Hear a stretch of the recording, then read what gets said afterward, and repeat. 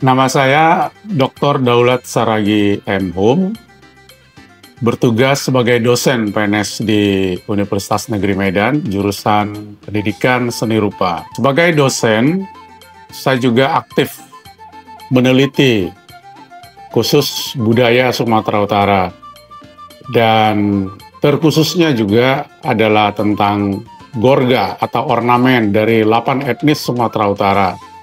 Dan saya meneliti hingga kajian filosofis, makna filosofis dari setiap ornamen yang ada di 8 etnis Sumatera Utara. Dari kajian-kajian filosofis ornamen itu, saya temukan bahwa di setiap motif ornamen itu terkandung nilai-nilai filosofi dan bisa dikatakan ensiklopedi suku itu sendiri. Artinya segala sesuatu tentang suku itu, apakah itu tentang sosial, apakah tentang religi, apakah tentang politiknya, apakah tentang humanisnya, semua ada tercantum atau di makna-makna simbol yang ada pada ornamen itu. Setiap suku di Sumatera Utara memiliki rumah tradisional. Di setiap rumah itu, atau dikatakan rumah adat, memiliki atau dipenuhi ornamen-ornamen. Nah, ternyata ornamen itu, rumah itu tidak sekedar hunian, tetapi memiliki pesan dan harapan di setiap motif-motif yang ada itu. Ada pesan dan harapan kepada generasi berikutnya dalam setiap ornamen itu. Misalnya Gorga Batak Toba bisa dikatakan sebagai bahasa gambar yang harus ditafsirkan makna yang dikandungnya. Seperti misalnya memiliki gambar atau lukisan yang menunjukkan posisi pemilik rumah.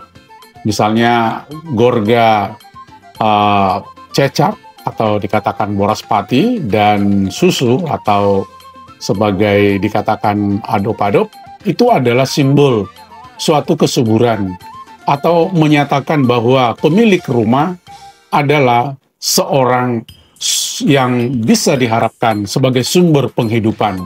Filosofi yang ada di rumah adat itu, kita ambil salah satu contoh, singa-singa. Singa-singa itu adalah wibawa. Tidak sembarangan rumah adat yang mengenakan singa-singa. Setiap rumah adat yang mengenakan singa-singa, itu berarti pemilik rumah adalah seorang yang berwibawa. Biasanya itu dikenakan oleh pemilik yang membuka desa pada saat itu. Kemudian di samping rumah juga ada Gorga Boraspati dan Adop-adop. Artinya di sini bahwa pemilik rumah itu adalah sumber kehidupan, sebagaimana payudara, sebagai tempat menyusu dan membuat suatu kehidupan yang baru. Maka filosofinya bahwa pemilik rumah itu adalah sumber kehidupan untuk masyarakat sekitarnya. Maka ada filosofi yang mengatakan paramak nasoha balunon, artinya pemilik tikar yang tidak pernah digulung, artinya sering kedatangan tamu untuk misalnya menolong atau untuk memberikan sesuatu. Kemudian ada lagi gorga-gorga yang lain, misalnya Ulu Paung. Itu adalah simbol wibawa dan bisa juga memiliki makna sebagai penangkal kekuatan-kekuatan supranatural yang akan dikenakan kepada pemilik rumah. Nah, jadi itu biasanya ada dibuat di puncak rumah. Nah, maka setiap gorga memiliki makna yang berbeda. Demikian juga pengembangan sekarang, ornamen itu sudah banyak diadopsi oleh misalnya seperti hiasan-hiasan seperti ini sebagai cenderamata wisata. Dan maknanya tentu tidak lagi sesuai dengan makna simbol yang dikenakan di rumah adat, karena ini hanya menekankan nilai-nilai estetisnya saja. Nah, maka hampir setiap ornamen etnis suku yang ada di Sumatera Utara itu yang pada hakikatnya adalah simbol dari kondisi atau keadaan masyarakat setempat. Kalau ingin mengetahui orang Batak, kita bisa membaca ornamen-ornamen yang ada di rumah adat itu. Karena di situ semua tertera siapa, bagaimana, mengapa orang Batak. Misalnya, Gorga Simarogung-ogung. Artinya ini adalah sesuatu yang telah mapan. Ogung itu adalah gong. Artinya mereka sudah bisa melakukan pesta besar, di mana di sana gendang atau gondang dan ogung itu dipalu, dan masyarakat akan datang untuk melihat masyarakat yang melakukan pesta itu. Jadi dapat kita katakan Gorga itu sebagai alat komunikasi. Inilah awal kemampuan manusia menyampaikan ide dalam pikirannya yang pada hakikatnya, pada mulanya itu abstrak. Ia mampu mengabadikan pikirannya dengan menuliskan untuk kebutuhannya sendiri dan orang lain. Nah, maka Gorga Batak Toba sebagian besar memiliki makna simbolik, dan beberapa motif tidak memiliki makna karena hanya berfungsi sebagai hiasan tepi saja untuk penekanan makna motif yang dihiasi. Gorga pada rumah adat ini adalah sumber dari segala ornamen yang dikenakan pada semua jenis benda-benda lainnya, seperti alat musik, fashion, perabot rumah tangga, dan lainnya. Maka dikatakan bisa di sini, Gorga adalah wadah komunikasi yang mungkin sungkan untuk disampaikan. Dibutuhkanlah simbol-simbol yang harus dimaknai dengan teliti. Gorga diukir pada bila-bila kayu dan diberikan warna merah, hitam, dan putih sebagai simbol filosofi masyarakat Batak yang memiliki 3 kepercayaan benua: Benua Tonga, Benua Toru, Benua Ginjang. Benua Ginjang atau dunia atas, Benua Tonga dunia tengah, dan dunia bawah. Maka diperlukan kecerdasan setiap orang untuk membaca agar mengetahui makna yang dikandungnya.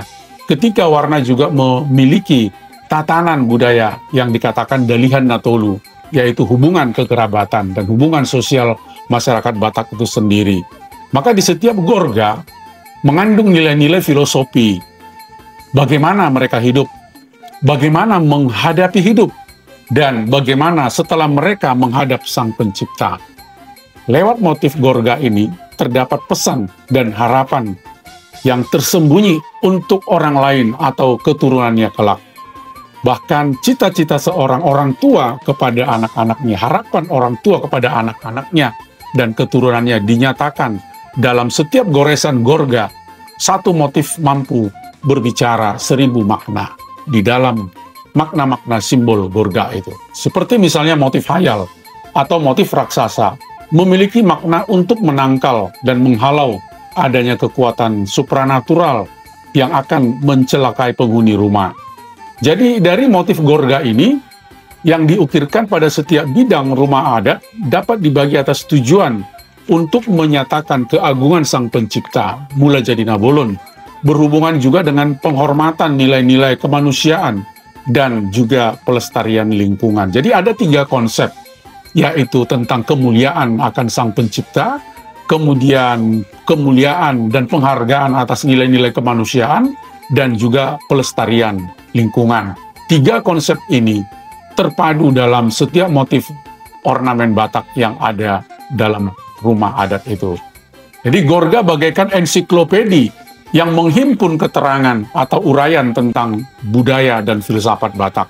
Dari setiap motif ini, susunan seperti susunan alfabetis yang harus dibaca dan dipelajari dengan sistematik agar masyarakat memahami sistem budaya dan pandangan hidup masyarakat Sumatera Utara dan khususnya Batak Toba. Namun demikian juga suku-suku yang lain memiliki makna yang sangat begitu kompleks untuk menggambarkan keadaan masyarakatnya. Jadi bisa dikatakan bagaikan ensiklopedi. Apapun yang mau kita cari tentang suku-suku itu, lihatlah di ornamennya. Ornamen itu bisa cerita, satu gambar bisa bicara 1000 makna tentang suku itu sendiri. Secara umum, rumah adat Batak itu dipenuhi dengan ornamen-ornamen. Sebenarnya secara struktur, konstruksi rumah adat itu juga menggambarkan adanya harapan kepada generasi berikutnya supaya memiliki pendidikan yang lebih tinggi dari orang tuanya. Misalnya, struktur bangunan rumah adat itu lebih tinggi di belakang daripada di depan. Artinya, supaya keturunan anak-anaknya itu memiliki status yang lebih tinggi, baik itu dalam pendidikan maupun penghormatan. Dan ada filosofi orang Batak, Hagabion, Hamoraon, Hasangapon, dan semua ornamen-ornamen ini bisa kita lihat mengandung kajian-kajian filosofis dengan harapan untuk mendidik anak-anaknya ke depan supaya lebih sukses daripada orang tuanya. Dan ada juga filosofi orang Batak, Anak Kokido, Hamoraon, Diau. Ini juga bisa kita lihat dari motif-motif ornamen yang ada di rumah adat Batak itu. Misalnya ornamen Sitagan, ornamen Ulu Paung, ornamen beberapa yang lain juga.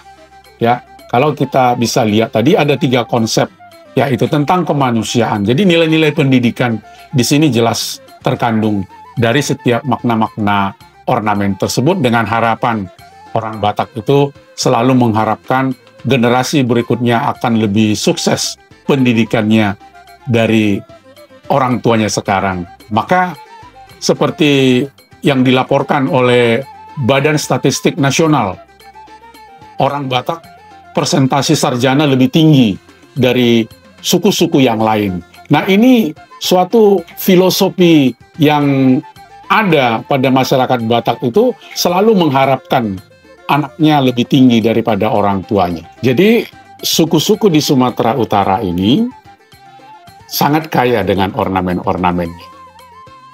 Seperti misalnya tadi kalau sudah Toba, Simalungun juga. Ada yang motifnya misalnya Simarodor-rodor, artinya mereka selalu bersatu. Ada suatu ikatan agar masyarakat itu selalu memiliki suatu sifat gotong royong, saling membantu. Dan ada juga dikatakan Marsiada Pari, artinya bekerja bersama untuk sama-sama menyelesaikan suatu pekerjaan secara bergantian. Nah, jadi ada seperti di Melayu, semut beriring, ada lebah bergantung, artinya sikap ramah tamah, sikap sopan santun, sikap kerjasama, dan saling menghormati. Nah, jadi kalau misalnya di ornamen-ornamen tertentu, itu memang tidak semua punya makna. Ada juga tadi yang saya katakan, dia sebagai hiasan semata. Artinya untuk memperkuat makna filosofi dari ornamen itu, maka diperkuat juga dengan hiasan-hiasan semata, sama seperti makna daripada ornamen itu, yaitu ragam hias, jadi menghiasi. Nah, tetapi sesuatu kondisi masyarakat di situ, misalnya supaya masing-masing berlomba untuk meraih pendidikan, ada dicantumkan dalam makna ornamen itu. Bergotong royong, bahkan tadi cinta akan lingkungan, dan akan menghargai lingkungan. Tidak sembarangan orang untuk masuk ke hutan. Ada filosofi Batak, ditik-tik madiopa hotang pangarahutna. Artinya, masyarakat Batak untuk mengambil kayu di hutan, kayu-kayu yang ditemukan ditik-tik dulu, diketok. Jadi suara yang melenting, itu artinya kayunya sudah tua. Dan hanya kayu yang tua lah, yang suaranya nyaring, yang bisa dipotong. Maka itu ditebang, digotong ke kampung untuk mendirikan rumah atau kebutuhan lain. Artinya di sini masyarakat Batak itu sudah menjaga lingkungan, tidak membabat hutan semena-mena. Jadi filosofi-filosofi Gorga juga didukung oleh filosofi-filosofi yang dikatakan upasa atau upama. Dan situ semua ada penghormatan antara manusia dengan manusia, manusia dengan Tuhannya, dan manusia dengan lingkungannya. Makna dari setiap ornamen juga ditunjukkan dari bentuk. Ada garis lembut, artinya Di sana masyarakat Batak berhati lembut. Namun demikian, dengan warna juga perlu ketegasan. Tegas, jadi orang Batak itu terkenal dengan ketegasannya. Kadang-kadang orang mengatakan kasar, beda kasar dengan tegas. Demikian juga dengan keberaniannya, dengan warna merah, simbol keberanian, dan putih simbol kesucian. Dalam praktiknya, orang Batak kita tahu bahwa mereka punya sifat merantau. Dan mereka kemanapun merantau, mereka tetap berani dengan filosofi seperti bahasa Indonesia, di mana kaki berpijak, di situ langit dijunjung. Dimanapun orang Batak berada, mereka merasa itu adalah kampungnya sendiri. Maka mereka selalu ekspansi untuk menemukan suatu tempat-tempat yang baru dan merasa bahwa mereka tidak asing. Nah, dengan demikian masyarakat Batak banyak menjadi perantau sama seperti masyarakat Minang. Nah, oleh sebab itu, dari filosofi-filosofi Gorga ini ada makna kelembutan, ada makna ketegasan, ada makna keberanian, dan ada juga makna pemaaf. Orang Batak itu biasanya pemaaf. Misalnya apa yang keluar dari mulutnya, cukup hanya di situ saja. Orang Batak tidak mengenal dendam. Karena biasanya orang-orang perantau itu tidak ada dendam. Karena siapapun yang dijumpai di rantau itu adalah teman bersama-sama untuk hidup bersama dan untuk maju bersama. Tidak ada saling iri, tidak ada dengki, karena mereka sudah punya filosofi. Dari awal, apa yang mereka bawa ke kota itu, orang tua sudah mengajarkan, orang tua sudah mengingatkan, dan menjaga wibawa seperti wibawa Gorga Batak itu seperti singa. Singa-singa. Singa itu bukan lion, tapi singha. Simha itu ada dari bahasa Sanskerta, artinya wibawa. Maka motif singa-singa, kadang-kadang orang mengatakan itu bukan singa. Tidak pernah ada singa di tanah Batak. Tapi itu adalah wibawa. Maka ada si singa Mangaraja, raja yang punya wibawa seperti itu. Singa ni rumah, artinya rumah yang penuh wibawa. Nah, jadi arti di situ singa-singa itu adalah suatu ketegasan dan kewibawaan.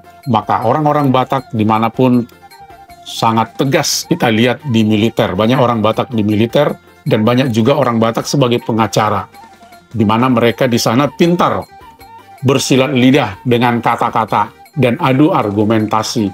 Oleh sebab itu di Nusantara ini orang Batak banyak terkenal sebagai pengacara dan juga sebagai penyanyi, karena alam Danau Toba itu adalah alam yang selalu menginspirasi kelembutan dan kerinduan.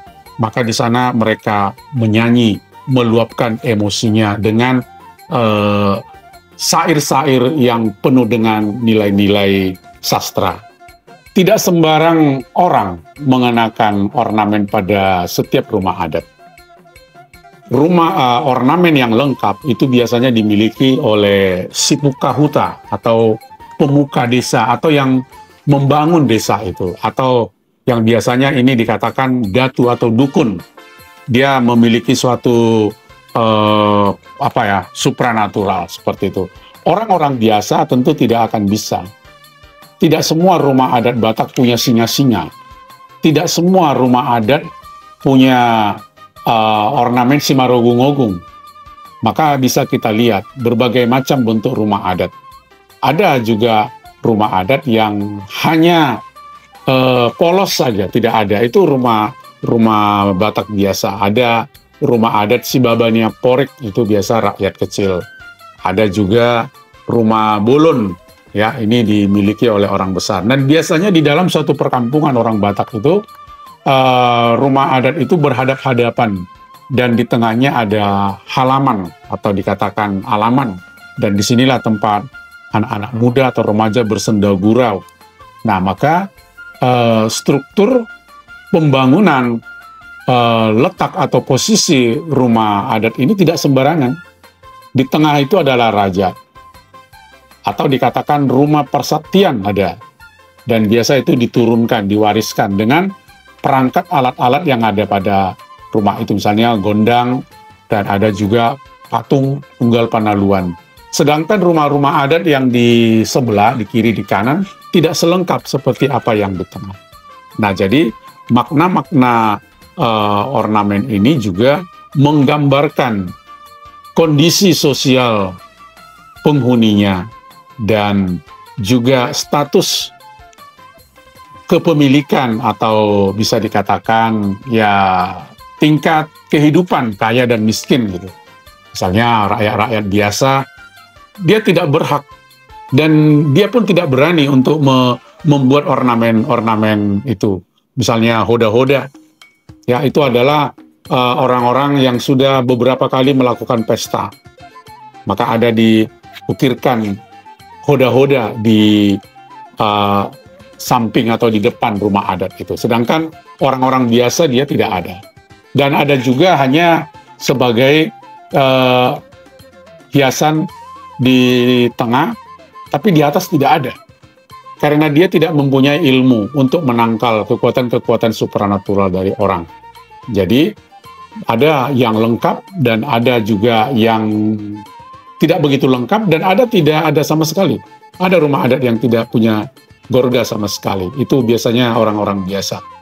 Kalau dikatakan apa hubungan ornamen atau gorga dengan pendidikan, ya jelas. Kita tahu bahwa orang Batak itu sangat begitu menjunjung tinggi pendidikan. Anakku kido hamuraun diau, anakkulah kekayaan bagiku. Dari filosofi-filosofi yang terkandung pada ornamen itu, di situ sudah memiliki makna agar mereka menuntut ilmu setinggi-tingginya, sebatas mampunya orang tua. Jadi setiap mahasiswa ini perlu belajar dari ornamen Batak, makna-makna filosofi ornamen Batak, agar mereka menjadi seorang mahasiswa yang tangguh bekerja keras dan tidak pantang menyerah. Dan juga ada kerjasama untuk menuntaskan suatu problem. Jadi ini sangat relevan dengan tugas-tugas sekarang, misalnya project based learning, problem based learning. Masalah apa yang ada? Bisa kita lihat dalam ornamen-ornamen. Kenapa ornamen ini mengandung makna seperti itu? Apa harapan-harapan masyarakat? Apa cita-cita orang tua kepada anaknya? Sehingga harus dibuatkan ornamen itu di rumah atau dikenakan pada benda-benda lain dengan harapan agar anak-anaknya memperoleh suatu pengalaman yang lebih baik nanti di kemudian hari. Nah, jadi di dalam ornamen-ornamen ini, baik itu toba, simalungun, karo, dairi, pak-pak, demikian juga mandailing. Ya, kalau bisa kita ungkapkan ini semua yang tadi sebagai ensiklopedi juga pun berhubungan dengan pendidikan, maka mahasiswa perlu belajar ornamen agar mereka lebih mengetahui makna-makna filosofi yang mengandung dalam dunia pendidikan. Kerja keras, tidak pantang menyerah, dan juga menyelesaikan suatu persoalan dalam kebersamaan. Dalam arti, ya jujur. Ya, orang Batak biasanya itu selalu menghindarkan plagiasi. Nah, jadi dari kejujuran ini yang perlu ditekankan kepada mahasiswa. Kejujuran, salah tidak apa-apa daripada tidak jujur. Nah, oleh sebab itu, dalam filosofi ini mengandung makna-makna kejujuran, kerja keras, belajar mandiri, dan juga belajar untuk tidak cepat menyerah menyelesaikan persoalan.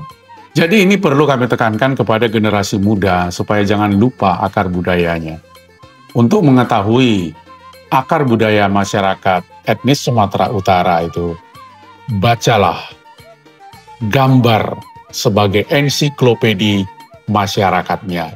Anda ingin mengetahui siapa orang Karo? Lihat filosofi-filosofi yang ada pada gerganya. Anda ingin mengetahui Simalungun? Ada di gorganya itu. Anda juga mengetahui suku Mandailing dan suku Nias ada di Gorganya itu. Jadi mereka terinspirasi dengan makna-makna filosofi yang ada pada Gorga itu. Maka di sini saya perlukan ketegasan kepada generasi muda, selalu belajar kepada nilai-nilai filosofi nenek moyang kita. Karena segala sesuatu harapan-harapan nenek moyang ke depan, mereka sudah gambarkan. Jadi ini ibarat piktogram, bahasa gambar, harapan-harapan leluhur-leluhur kita. Dan inilah karya adiluhung nenek moyang Sumatera Utara, bahkan Nusantara untuk generasi berikutnya. Nah, maka anak-anak muda, jangan lupa kepada akar budayamu sendiri. Jangan sampai negara lain nanti mengklaim bahwa itu mereka punya. Itu adalah kita punya. Jangan nanti patung si gale-gale diklaim oleh negara lain. Atau nanti gorga-gorga yang lain juga mereka klaim, mereka punya. Kenapa diklaim? Karena kita tidak pernah memperkenalkan. Nah, maka dari sekarang generasi muda, banggalah dengan budaya sendiri, karena itulah identitasmu yang membedakan engkau dengan suku-suku yang lain dan etnis-etnis atau etnis lain atau negara-negara lain. Saya kira demikian.